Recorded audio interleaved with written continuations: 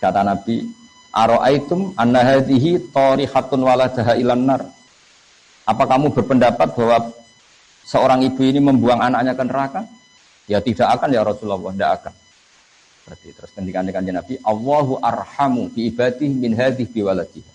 Allah lebih rahmah kepada hambanya daripada si ibu ini dengan, wah itu sahabat senang semua. Karena kalau seorang ibu saja gak tega anaknya di neraka, di api, apalagi Allah yang lebih arham, lebih rahman rahim.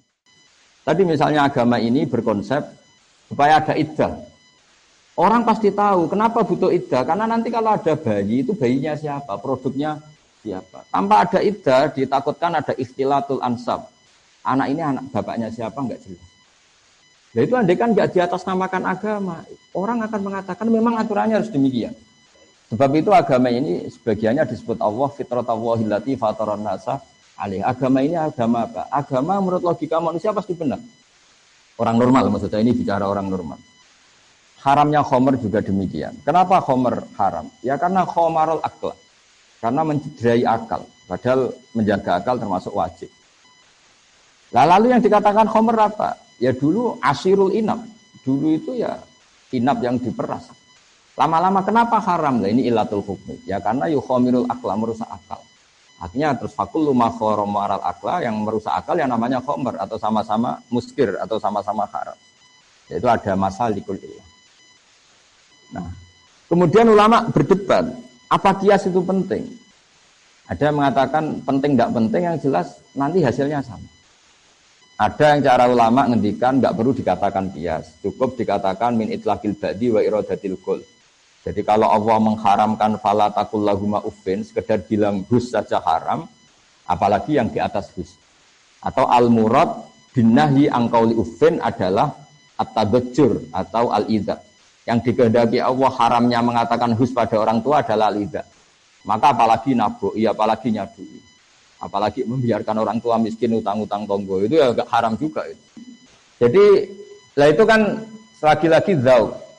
Mungkin orang dulu tidak mengistilahkan itu min itlaqil ba'di wa iradatil qul, atau mengatakan itu masalikul illah atau illatul hukmi adalah al-idza, sehingga apa saja yang menyakiti orang tua haram. Itu kan sudah dibahasakan oleh ulama. Karena mau tidak mau ulama butuh istilah. Untuk mempakemkan satu teori ada istilah, ada terminologinya. Tapi tanpa itu pun agama ini bisa difahami. Itu yang disebut walaqad yassarnal Qur'ana lidzikri fahal min. Sehingga dulu saya ini termasuk pengagum cerita-cerita orang Bedui. Orang-orang Bedui itu orang yang jauh dari pemahaman. Tapi seringkali mereka kalau bikin natijah, bikin kesimpulan itu sering benar. Misalnya Nabi pernah ngendikan yadhaku rabbuna. Allah itu pernah senyum melihat ini, melihat orang sering jamaah, melihat ini. Si Arabi tadi mungkin tidak pati hafal jumlah yang Allah senyum kepada siapa saja itu enggak pati hafal dia. Cuma dia langsung takok. Awayat hakur rabbu ya Rasulullah. Apa Tuhan itu pernah senyum? Iya. Jawabnya Arabi tadi lucu. Lan na'dima min rabbin yadhaku khairan. Wah, kalau Tuhan pernah senyum, biasanya orang senyum itu enggak mau menyiksa. Akan baik-baik saja. Jadi, dan itu dibenarkan Rasulullah. Beberapa kali orang Bedui punya kesimpulan, Nabi ngendikan mansar rohu ayang duro ila ahli jannah fal yang duri ila. Kalau kamu ingin melihat penduduk surga yang masih hidup, ya lihat. Jadi orang Bedui, karena apa? Ya agama ini mudah. Lagi-lagi agama ini mudah. Sehingga orang yang enggak cerdas banget, itu ya bisa paham. Meskipun enggak bisa ngistilahkan tadi. Ya pusing kalau orang bisa di konmil masalikul ilah harus ada jamek, mutarid munakis, jamek manek, enggak boleh ada farik. Itu, wah iya kalau enggak paham bisa bilang amin itu. Dianggap doa itu. Tapi ini kan cerita apa? Yang kamu enggak hafal itu hanya istilah, tapi nurani kamu akan paham. Karena walaqad yassarnal Qur'ana lidzikri fahal min muddakir. Jika dulu itu begitu mudahnya orang-orang Bedui memahami Islam. Sampai ketika Islam enggak difahami Ikrimah bin Abi Jahal, enggak bisa difahami oleh orang-orang kafir yang masih kafir zaman itu. Nabi kalau ngendikan ketika dapat informasi tentang itu hanya ngendikan gini. Misluhu la yajhalul Islam. Orang secerdas dia itu tidak akan bodoh tentang Islam. Akhirnya mereka yatafakkaru fil Islam wa yata'ammalu fil Islam. Akhirnya yang masuk Islam. Karena kata Nabi malah dipuji ketika mereka masih belum Islam. Ditawarin Islam belum mau, tapi Nabi ketika misluhu la yajhalul Islam. Ternyata betul, setelah Islam itu dikaji, Makanya pentingnya sulhul Hudaybiyah ketika semua perjanjian itu merugikan Nabi dan orang Islam. Masyhur itu sulhul Hudaybiyah. Dan orang nggak bisa memahami sulhul Hudaybiyah karena di antara perjanjian itu sangat merugikan Islam. Kalau orang Islam masuk kafir harus dibiarkan karena kafir dianggap habitat. Kalau yang kafir masuk Islam harus dikembalikan. Itu kan satu perjanjian yang sangat-sangat merugikan. Tapi ada poin yang diinginkan Nabi yang orang nggak tahu zaman itu. Yaitu Nabi ngendikan, tapi syaratnya di kafir Quraisy boleh mendiskusikan Islam. Itu aja benar. Dan orang nggak boleh dilarang ketika berdiskusi Islam. Akhirnya apa yang terjadi? Fama yatakallamu ahadun fil Islam illa dakhala fihi. Orang diskusi Islam akhirnya masuk. Karena setelah diuji secara ilmiah pasti kecenderungannya orang Islam. Misalnya diskusi di Darun Nadwah. Tuhan kita sama Muhammad keren mana ya? Tuhan kita apa ya? Berhala itu. Yang kita mandikan, kita urusi. Kalau rusak ya kita dandani. Lalu Tuhannya Muhammad siapa? Yang menciptakan langit bumi. Kan jauh, kerennya kan enggak. Akhirnya ya semuanya masuk Islam. Makanya dawai Abu Bakar ketika mengenang itu, kita semua zaman itu enggak paham. Tapi akhirnya menjadi tahu. Nah karena mereka sudah masuk Islam, ya sudah otomatis perjanjian yang merugikan Islam itu ya dibatalkan mereka sendiri. Nah, di sini hebatnya Quran, hebatnya Islam. Bal naqdhifu bil haqqi 'alal batili fayadmaghuhu fa idza huwa zahir. Islam datang dengan hak. Ciri utama hak itu apa? Kalau berhadapan-hadapan dengan batil pasti kemenangan ada di hak. Fayadmaghuhu fa idza huwa zahir. Pasti barang hak ini akan mengalahkan yang batil. Fa idza huwa zahir, dan batil itu pasti hilang. Makanya disebut ja'al haqqu wa zahaqal batil. Bagian ayat lebih ekstrim lagi. Diistilahkan mayubtiul batil wa mayuqid. Barang batil itu tidak akan bisa memulai dan tidak akan bisa kembali.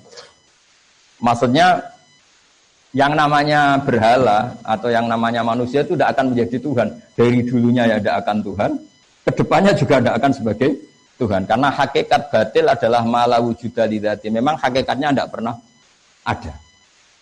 Nah itu juga akhirnya. Nah, terus ilmu yang seperti ini ada yang menekuni jadi filsafat, jadi filosof, kayak Imam Rozi dan sebagainya dan sebagainya. Orang itu mau belajar.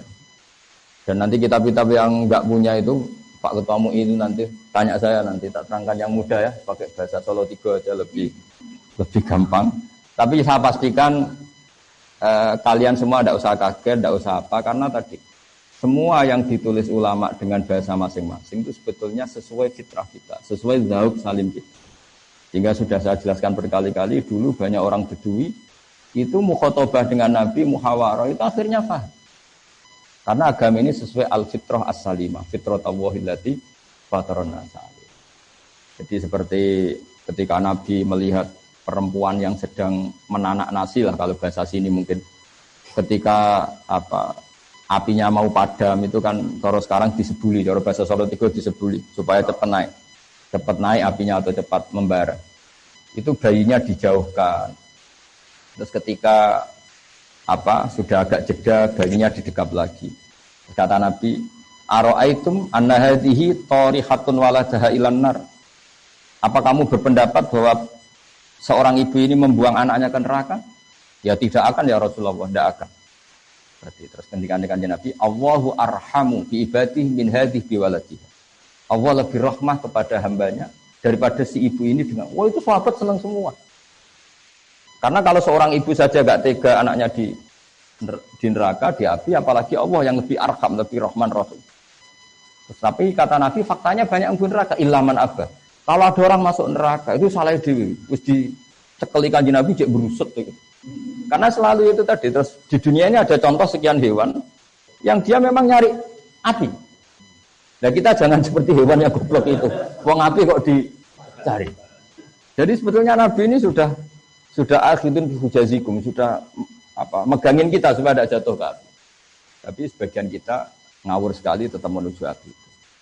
Karena tadi walaqad yassarnal Qur'ana lidzikri fahal mim mudzakir. Jadi meskipun fa'il itu didefinisikan al-fa'il wa al-ismu al-marfu alladzi alladzi sebenarnya al-ismu al-marfu, terus yang dirofakkan oleh fi'ilnya atau oleh isim sifat atau oleh isim fa'il.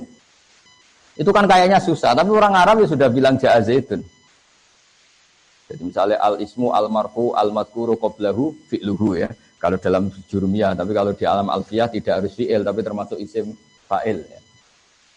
Kelihatannya kan susah, tapi setelah kita ngaji ya orang Arab tetap bilang ja'a zaidun, ra'aitu zaidan. Tapi kalau ketika mau nerjemahkan al-ismu al-marfu'u al-madhkuru qablahu fi'luhu. Itu kan kalau maknanya bingung, isim yang dibaca rafa yang sebelumnya disebutkan kata fi'ilnya. Oh itu kan kayak bulat. Jadi ya sudah, tapi lama-lama prakteknya ya gampang. Makanya terus orang Arab kadang pakai mausu'ah. Mausu'ah itu ya pokoknya ngono. Di bang latihan bahasa Arab Indonesia kesuwen kon kerja ning Arab Saudi sak tahun mulai bahasa Arab. Karek dadani sithik-sithik nahu sorope gitu. Tapi kalau pintere bahasa Arab kan udah. Ya karena tadi walaqad yasanal Qur'ana di dzikri fahal